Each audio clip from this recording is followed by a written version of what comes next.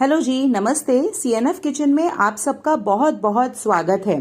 बच्चों को प्रोटीन खिलाना मतलब एक बहुत बड़ा प्रोजेक्ट। और अगर हम बात करें एग्जामिनेशन टाइम की, जब बच्चों को सबसे ज्यादा न्यूट्रिशन की जरूरत होती है, तो हम माओ का टेंशन बढ़ना बिल्कुल लाजमी हो जाता है। और अगर हम उनको कहें कि स्प्राउट्स खा लो, तो वो फट से मुंह बना लेते हैं। पर आज सीएनएफ किचन में हम एक ऐसा स्नैक बनाएंगे जो हम बनाएंगे स्प्राउट्स के साथ, और जो इतना टेस्टी होगा कि बच्चे खाने के लिए मना तो करेंगे ही नहीं, बल्कि बार बार आपको कहेंगे इसे बनाने के लिए। तो चलिए बनाते हैं, लेकिन उससे पहले मेरी वीडियो को लाइक और चैनल को सब्सक्राइब करना बिल्कुल ना भूलें। तो स्प्राउट कटलेट्स बनाने के लिए हमने यहाँ लिए हैं 100 ग्राम स्प्राउट्स। ये स्प्राउट्स हमने घर में ही प्रिपेयर किए हैं, ये बाजार वाले स्प्राउट्स नहीं हैं, और घर में ये बहुत ही आसानी से प्रिपेयर हो जाते हैं। बस रात भर इन मूंग को आप सोक करके रख दीजिए पानी में, और सुबह इसको पानी से निकाल कर एक चलनी में डाल दीजिए और ऐसे ही रहने दीजिए उसको एक दिन के लिए। हाँ, बीच बीच में उस पे आपको थोड़े पानी के छींटे मारने होंगे, और बस एक दिन में ये अच्छे से स्प्राउट्स हो जाते हैं। तो जब ये इस कंडीशन में आ जाए कि इसमें छोटे छोटे से स्टेम्स या शूट्स निकलने लगे, तब हम इनको यूज करेंगे। अब इनको जो स्प्राउट्स हमने लिए हैं, ये वेट में है 100 ग्राम्स, और इनको अब मैं एक मिक्सी में अच्छे से क्रश कर लूंगी। मुझे इसका बहुत फाइन पाउडर या पेस्ट नहीं बनाना है, बस क्रशली हमें इसको ग्राइंड करना है। और जब हम इसको ग्राइंड करेंगे जार में, तब हम इसमें बिल्कुल भी पानी का यूज नहीं करेंगे। तो चलिए इसको हम पीस लेते हैं। तो देखिए, मैंने इसको अच्छे से पीस लिया है। इसको मैंने बिल्कुल फाइन पेस्ट में नहीं किया है। आपको देख रहा होगा कि ये कितना कोर्स मैंने इसको पीसा है। बस इसी तरह से हमें इसको पीसना है, और पीसते समय भी मुझे बिल्कुल भी पानी का यूज नहीं करना पड़ा, क्योंकि ये अच्छे से सोख थे, तो ये बहुत सॉफ्ट भी हो गए थे और ये आसानी से पिस गए हैं। तो चलिए आगे का प्रोसेस करते हैं, और इस मिक्सचर को हम निकालते हैं एक बड़े बाउल में। तो मैंने जो पिसे हुए मूंग थे उनको ले लिया है एक बड़े बाउल में, और अब मैं इसके अंदर मिला रही हूँ कसा हुआ अदरक। 1 इंच अदरक का टुकड़ा हमने लिया था, उसको हमने ग्रेट कर लिया है, वो इसमें डाल रही हूँ। साथ ही में इसमें डाल रही हूँ मैं प्याज। मीडियम साइज की एक प्याज थी जिसको मैंने बारीक काट लिया है, बस उसे ही हम डाल देते हैं इसके अंदर। धनिया पत्ती, थोड़ी सी धनिया पत्ती हमने काटी है, वो भी इसके अंदर डाल रही हूँ मैं। बारीक कटी हुई एक हरी मिर्च, अगर आपके बच्चे हरी मिर्च नहीं खाते हैं तो आप इसको बिल्कुल अवॉइड कर सकते हैं। और एक मीडियम साइज का आलू, मैंने उसको अच्छे से उबाल लिया था, छील लिया था, और उसको भी ग्रेट कर लिया है। तो बस वही मैं इसके अंदर अब डाल रही हूँ। अब बारी है इसके अंदर सारे मसाले डालने की। तो अब मसालों में सबसे पहले हम डाल रहे हैं इसके अंदर 1 छोटी चम्मच, यानी कि 1/4 चम्मच आप कह लीजिए, टेबल स्पून काला नमक।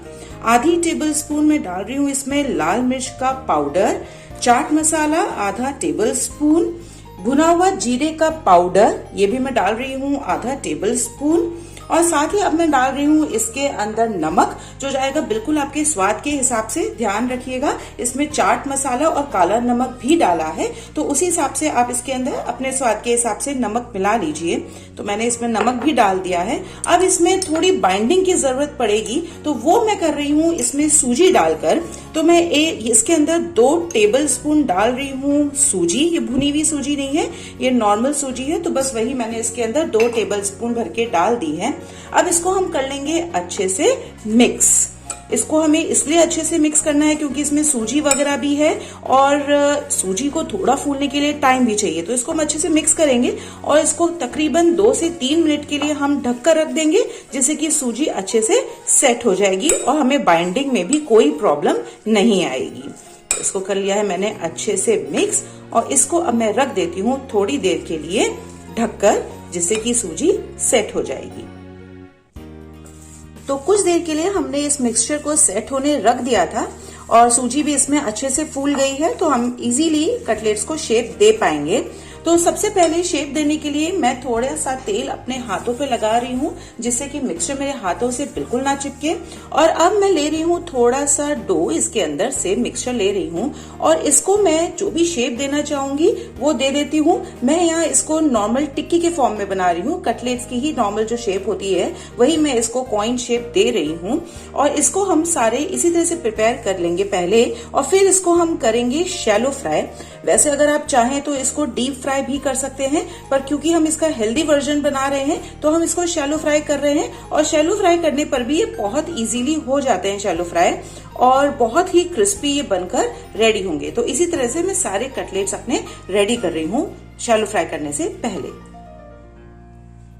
तो अब क्योंकि हम इन कटलेट्स को शैलो फ्राई कर रहे हैं, तो मैंने एक ऐसी कढ़ाई या पैन ले लिया है जो कि नीचे से फ्लैट होगी। इससे मुझे कटलेट्स को शैलो फ्राई करने में बहुत आसानी हो जाएगी। और मैंने इस पैन के अंदर लिया है बहुत ही कम तेल, जिसको मैंने कर लिया है मीडियम टू हाई आंच पर गरम। चेक कर लेते हैं कि ये रेडी हुआ है कि नहीं हुआ है। तो थोड़ा सा मिक्सचर मैं इसके अंदर डाल के देख रही हूँ, तो इसमें अच्छे से बबल्स आ रहे हैं, मतलब कि हमारा तेल बिल्कुल रेडी है। अब हम इसके अंदर डाल देंगे हमारे कटलेट्स, और एक एक करके जितने कटलेट्स इसमें आ पाए उतने ही करेंगे। हम इसको ज्यादा नहीं डालेंगे एक साथ, जिससे कि ये फटने का डर रहता है। तो हम इसमें एक एक करके ये कटलेट्स डाल देंगे।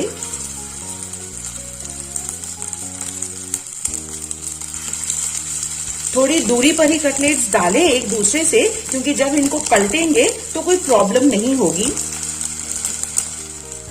तो सभी कटलेट्स जितने आ जाएं पैन में उतने डालने के बाद हमें तुरंत इसको नहीं चलाना है। हम थोड़ा सा वेट करेंगे कि नीचे से एक क्रिस्प लेयर रेडी हो जाए, और उसके बाद हम इसको पलटेंगे। थोड़ा सा वेट करेंगे।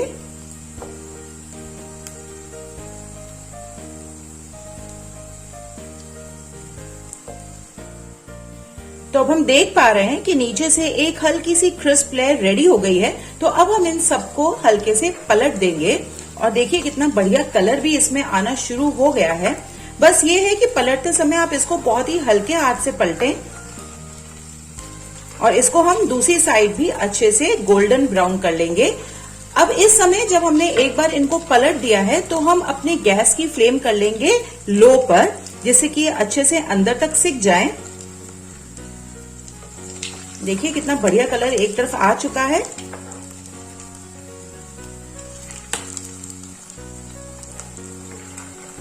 दूसरी तरफ भी इसी तरह से सेक लेते हैं। तो देखिए ये कटलेट्स अब दोनों ही साइड से बड़े अच्छे से गोल्डन ब्राउन हो गए हैं, और बहुत ही अच्छे क्रिस्पी भी बने हैं। तो बस अब इनको हम निकाल लेते हैं, और इसी तरह से बाकी के कटलेट्स भी रेडी कर लेते हैं। तो लीजिए स्प्राउट कटलेट्स बनके बिल्कुल रेडी हैं, और मैं इनको आज सर्व कर रही हूँ टोमेटो सॉस और हरी चटनी के साथ। अब ये कितने क्रिस्पी बने हैं ये मैं आपको जरूर दिखाती हूँ। देखिए इसकी आवाज से ही आपको आइडिया हो जाएगा कि ये कितने क्रिस्पी हैं, और इसको मैं तोड़कर भी दिखाती हूँ। तो देखिए अंदर से ये कितने सॉफ्ट हैं और पूरे भरे हुए हैं ये वेजीज और स्प्राउट्स के साथ। तो जब बच्चे स्प्राउट्स खाने से मना कर दें और हम माओ को ये टेंशन हो कि किसी तरह से उनको स्प्राउट्स खिलाए जाएं, तो ये सबसे बेस्ट ऑप्शन है। आप जरूर बनाइएगा और बच्चों को खिलाइएगा। मुझे जरूर बताएं कि ये उनको कैसे लगे।